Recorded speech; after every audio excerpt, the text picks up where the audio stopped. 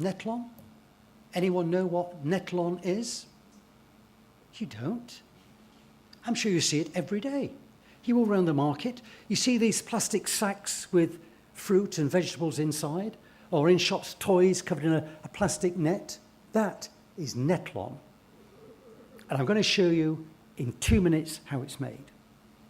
The effect of drugs on a rabbit's heart. I'm going to show you that as well. I mean, we have doctors here, so they're aware that the effect of adrenaline on the heart, the effect of acetylcholine on the heart, you will remember this forever, the effect of these drugs on the heart. And I'm actually going to show you a different one to here. Teaching geology. How do you teach geology? Well, I can tell you what universities used to do. They used to collect people on a Saturday morning, drive them hundreds of kilometres to some remote area to fiddle around picking up rocks that were poor examples anyway, and then travel all the way back. What a waste of their time to collect poor specimens.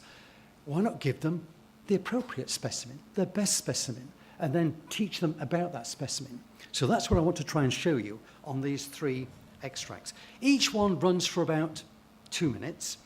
I've muted the sound so that I can talk over them. We've missed out all the gory stuff, but the rabbit, believe me, is dead.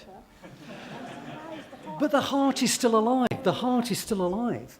And what the presenter has just done is connect this heart to the cannula, this little glass thing here. Now, she said in the introduction, it's a fiddly job, which what it means is you can drop it and then it bounces all over the floor. And what she's showing now is how this heart, which is alive, the heart is alive, you can see it beating. She's rigged it up to this mechanism, so you can see the beat of the heart is steady. Well, that's not the heart that stopped, it's the video that stopped. Yes, it's working again. You see, if this were a real live experiment, the experiment's finished. Whereas on video, you've captured that experiment and everyone can see it. I used to teach chemistry, not biology. And you had 30 children around, they couldn't see anything. Here, everyone sees as many times as they need to see. They've got the perfect ringside view. I talk to the technicians, they say, Fred, this is easy, easy stuff. The adrenaline has been injected. And what happens? Immediate reaction. They can see, not only see, but we can provide them with the actual trace. So they can actually do calculations on that trace. We can show them stills as an aide-memoire, as what's actually happening. Of course, in this experiment, we have a solution running through the heart. It's called Ringer solution. It just keeps the heart alive. But it can take hours for that heart to return to normal. Now, you're never going to forget that, the effect of adrenaline on the rabbit's heart, and it took 2 minutes. In the trade, we call this a talking head. This is the inventor of Netlon. Just look in the background. This guy is a multi-millionaire. And this is how he invented Netlon. He had this idea, and he got a school ruler, and he cut holes in it, and then he cut it in two so it would slide. And he put it over the face of a mincing machine. This is one using potato that's been mashed, and he's going to extrude the potato through the thing.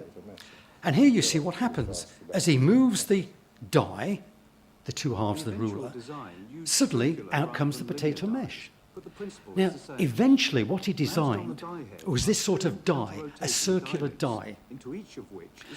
And as the die rotates, you'll see these slots in the die. And through the slots are forced plastic streams.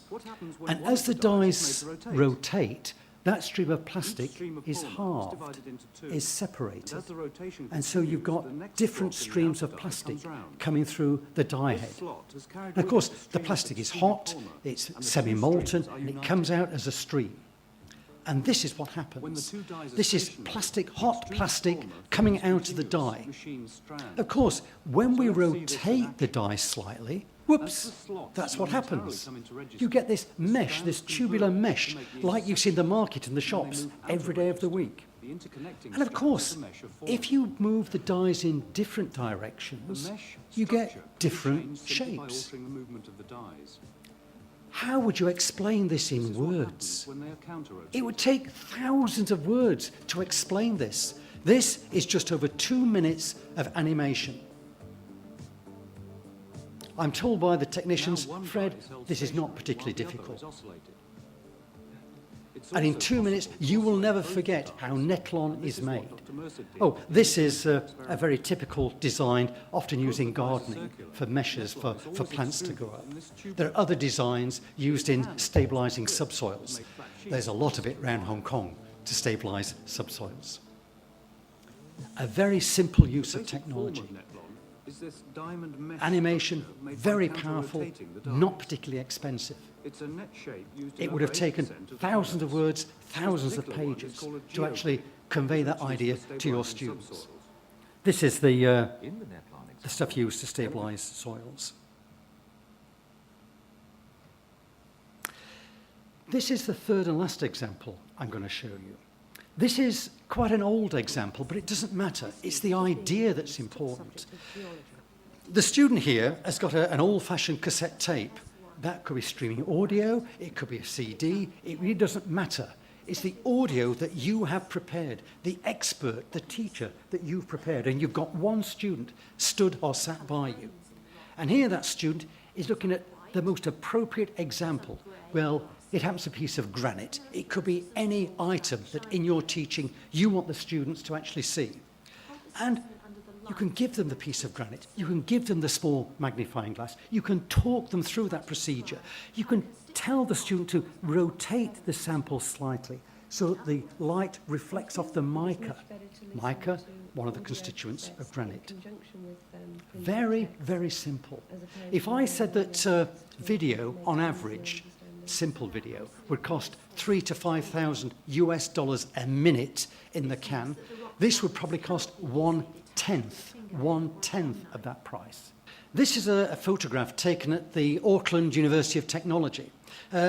Relax, it's not a real person. It's a mannequin, a dummy, like you see in the, well, not exactly like you see in the shop windows, because this dummy, this mannequin, has a pulse. It has a blood pressure. It's actually got a microphone in its throat, because there's someone, a controller, who you can't see, behind the scenes, saying, I'm feeling hot, I'm feeling cold, I'm feeling sick, I'm feeling dizzy. My left arm is tingling. Oh dear, you may have a real problem.